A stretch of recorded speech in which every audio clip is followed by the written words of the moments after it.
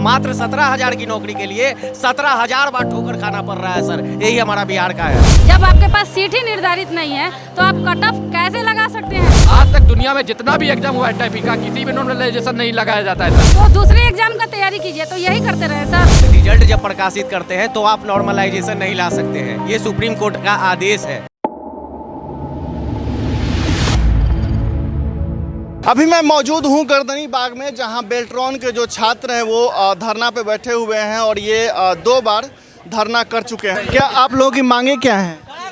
हमारी मांग ये है ना सर कि बस बेल्ट्रॉन हमें अगर बच्चों को क्वालिफाइड किया तो पैनल बनाए। पूरा प्रोसेस समझाइए क्या है? ये पूरा प्रोसेस है सर कि जैसे बेल्ट्रॉन का जो नोटिफिकेशन जारी किया था, वो डाटा एंट्री ऑपरेटर का एग्ज़ाम लिया था उसने, तो बताया था CBT 60 मार्क्स का होता है, उसमें जो 30 लाएंगे वो क्वालिफाइड है। एटलीस्ट फीमेल 27 ला रही है तो वो क्वालिफाइड है, ठीक है। और कहा गया था टाइपिंग हिंदी इंग्लिश टाइपिंग है, तो हिंदी इंग्लिश टाइपिंग में कहा गया था कि अगर हिंदी में आप 25 ला रहे हो, हाँ, और 29 ला रहे हो तो आप क्वालिफाइड हो। तो उस हिसाब से जो भी आपने नोटिफिकेशन निकाला, ठीक है, तो हमने उस हिसाब से तैयारी किया और एग्ज़ाम दिया। हम क्वालिफाइड भी हुए। बीच में जब आंसर की जारी करता है उसके बाद लगाता है कि नॉर्मलाइजेशन लाएंगे, ठीक है सर। तो उसने नॉर्मलाइजेशन लगाया, वो भी अलग बात है कि लगा दिए, चलो ठीक है। लेकिन आप CBT पे लगाए, टाइपिंग पे आप नॉर्मलाइजेशन क्या चीज़ का लगाए हैं? कट ऑफ कब लगता है? कट ऑफ तब लगता है जब आपका सीट निर्धारित हो, है ना। जब आपके पास सीट ही निर्धारित नहीं है तो आप कट ऑफ कैसे लगा सकते हैं? जब शिकायत लेके गए ऑफिस में तो विजय सिन्हा सर बोल रहे हैं क्या, हमको जितना स्टूडेंट को लेना था हम ले लिए। सर हमारा क्या होगा जब हम क्वालिफाइड किए हैं? तो हमें तो जाइए दूसरे एग्ज़ाम का तैयारी कीजिए। ये क्या मतलब है? जब तुम्हारे पास सीट ही नहीं है तो नहीं सर, ये विजय कुमार सिन्हा MD है, GM है बेल्ट्रॉन का, ये उनका कहना है। तो दूसरे एग्जाम का तैयारी कीजिए, तो यही करते रहे सर। एग्जाम में क्वालिफाइड होके आके यहाँ पे धरना प्रदर्शन लगातार करते रहे। हमारे घर काम नहीं है, क्या हम करें सर, बताइए ना। हमारे घर परिवार सब छोड़ के यहाँ पे आके, ये सरकार कहाँ है? नहीं देख रही है। देखिए सर, ये देखिए यहाँ सब क्वालिफाइड है, आप देख सकते हैं।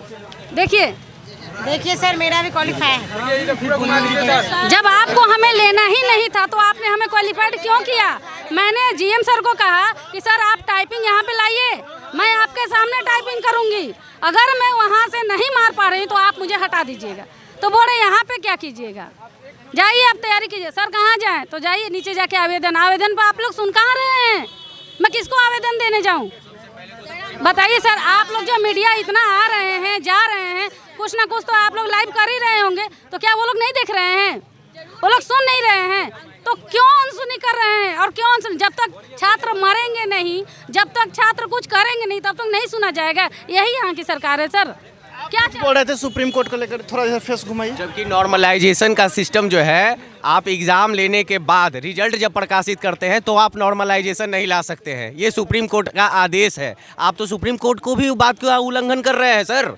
तो आप कर क्या रहे हैं? आप सारे छात्रों के साथ, भविष्य के साथ खिलवाड़ कर रहे हैं सर। हमारी भी बीवी है, हमारे भी बच्चे हैं सर, जिस तरह से आपके हैं। हम लोग कहाँ जाए सर? आप तो IAS बन कर के पूरा राज कर रहे हैं, सिस्टम को चला रहे हैं। लेकिन एक डाटा एंट्री ऑपरेटर मात्र 17,000 की नौकरी के लिए 17,000 बार ठोकर खाना पड़ रहा है सर। यही हमारा बिहार का है।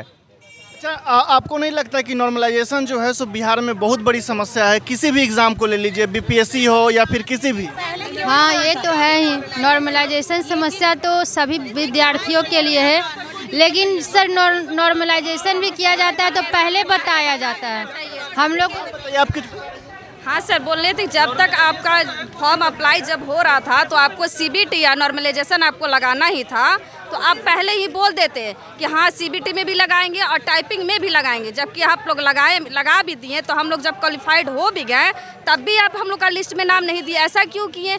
जब यही था तो हम लोग का यही अब सारा लोगों का नाम है कि जिस तरह से 2019 में पैनल बनाए थे आप, उसी तरह से अब इस बार भी पैनल बनाइए और सारे लोग का नॉर्मलाइजेशन करके हटा करके उसके बाद सबका मतलब पैनल बनाइए। स्पीड को सही करके अब पैनल बनाइए। हम लोग का यही कहना है सर, बस और कुछ नहीं करना। आप क्या? नॉर्मलाइजेशन की बात बोले थे सर, तो नॉर्मलाइजेशन जो लगाया है सीबीटी में लगा सकते थे, लेकिन टाइपिंग में कौन हिसाब से लगाया ये तो कहना बिल्कुल मुश्किल है सर। आज तक दुनिया में जितना भी एग्जाम हुआ है टाइपिंग का, किसी में नॉर्मलाइजेशन नहीं लगाया जाता है सर। फिजिकल में कभी भी नॉर्मलाइजेशन नहीं होता सर। लेकिन इस बार जो देखिए सर, इस बार जो रिजल्ट भी दिया है इसमें कोई पारदर्शी नहीं किया गया है सर। ना तो सीबीटी का मार्क दिया हुआ है, ना ही इंग्लिश टाइपिंग का मार्क दिया हुआ है, ना हिंदी टाइपिंग का मार्क दिया हुआ है। लेकिन 2019 नहीं देखिए 2019 में जो दिए थे उसमें मेंशन है, उसमें सारा चीज़ मेंशन है। हिंदी का सीबीटी का मार्क मेंशन है, हिंदी टाइपिंग का मार्क मेंशन है, इंग्लिश टाइपिंग का मार्क मेंशन है। देख सकते हैं सर, कैमरा में बढ़िया से दिखा सकते हैं। लेकिन जब इस बार रिजल्ट आया है तो देख सकते हैं कहीं भी है कितना आंसर है सर, कोई पारदर्शी नहीं है सर। एक चीज़ और कहना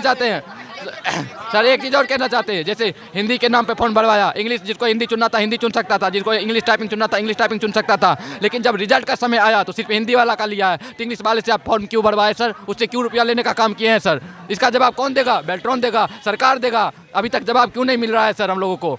अभी तो हम लोग 2 बार से ज़्यादा प्रदर्शन कर चुके हैं सर, एप्लीकेशन भी दे चुके हैं, लेकिन अभी तक उनकी ओर से कोई जवाब ही नहीं आ रहा है सर। अब अगला कदम आप लोग की तरफ से क्या होगा? अगला कदम यही है कि जब तक हमारी मांगों को नहीं स्वीकार किया जाता या नहीं सुना जाएगा तब तक अनिश्चितकालीन हड़ताल में रहेंगे हम लोग। और इसमें अगर यहाँ कुछ भी होगा तो इसका जवाब सरकार को है और बेल्ट्रॉन के जो है एमडी साहब है उनको इसका जवाब देना होगा। आपको लगता है कि अनिश्चितकालीन धरना या हड़ताल से आप लोगों की मांगें पूरी हो जाएंगी? चूँकि मैं एक एग्जाम्पल देता हूँ, यही आप जिस जगह पे बैठे हुए हैं यहीं पे बीपीएससी के छात्र बैठ करके, ठीक है, 15 दिन आमरण अनशन करके हॉस्पिटल में चले गए, कोई पूछने तक नहीं गया। उनका जो मैटर है वो कोर्ट में गया, 3 बार कोर्ट भी जो है वो फैसला सुरक्षित रख ली। तो आपको लगता है कि इससे आप लोग का समस्या का हल निकलेगा? आपके अनुसार से क्या होना चाहिए सर? हम लोग 2 बार धरना प्रदर्शन भी कर चुके हैं, यहाँ परमिशन लेके यहाँ धरना प्रदर्शन कर रहे हैं सर। अब इतना कुछ करने के बाद भी जवाब नहीं आ रहा है तो ये तो सरकार की गलती है सर, ये तो डिपार्टमेंट का गलती है सर। इतना चीज़ करने के बाद भी जवाब नहीं आ रहा है। अगर इतना ये चीज़ नहीं करे तो क्या करे सर? हम लोग क्या करें सर?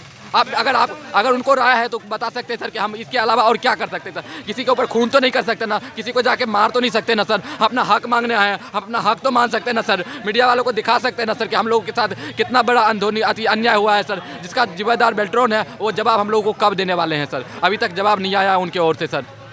बिल्कुल, देखिए ये जो है ये बिहार है और ये बिहार के छात्र हैं। यहाँ पे कभी बीपीएससी के छात्र धरना पे बैठते हैं तो कभी बेल्ट्रॉन के, तो कभी बिहार पुलिस के। ऐसे समझिए कि जो छात्र हैं वो सिर्फ परीक्षा देते हैं, लेकिन जब फल खाने का समय आता है तब उन्हें आंदोलन करना पड़ता है और उन्हें कोर्ट में चक्कर काटना पड़ता है।